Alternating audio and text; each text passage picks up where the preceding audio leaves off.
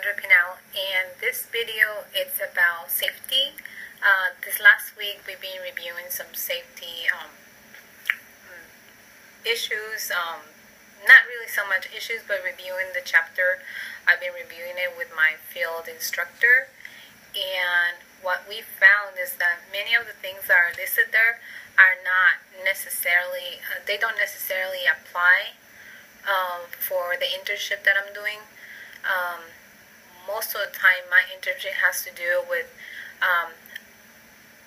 advocating and outreach to families of children who are in elementary and middle school, and that also entails speaking at board meetings.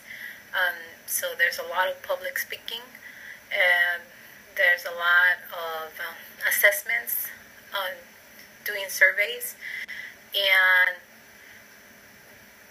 most of the time I usually have another staff from the schools that I'm visiting, that's there.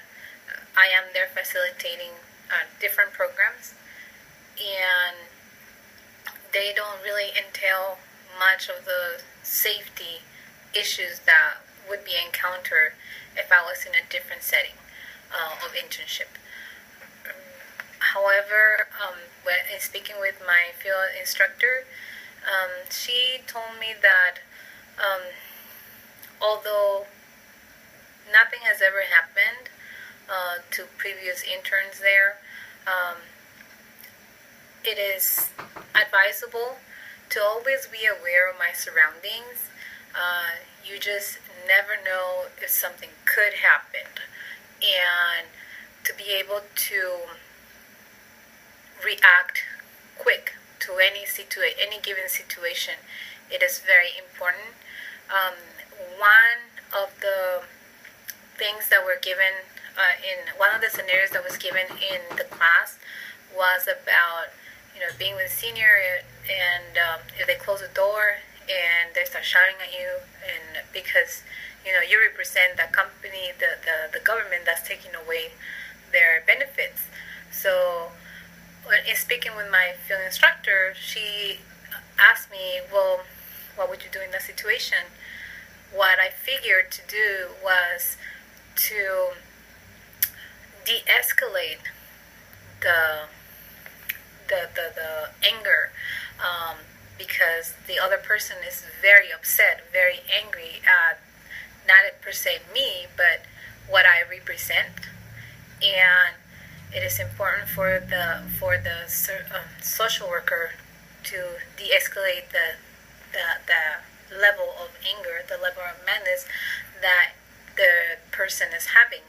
And the only way to do it is, one, you agree with the person, and two, you listen so that they can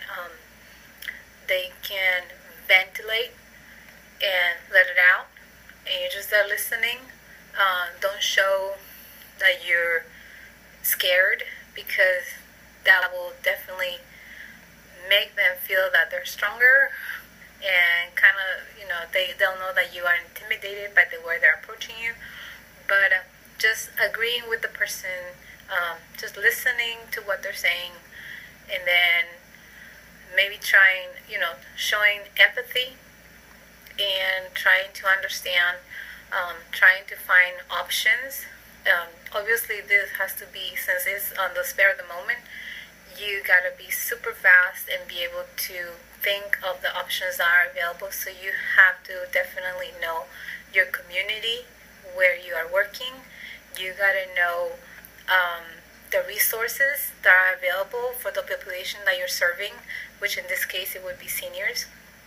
And you gotta be able to think fast, very fast, in situations that pose danger for the social worker. On the other scenario is, I wouldn't walk in. I will have to call over the phone, especially if I'm by myself.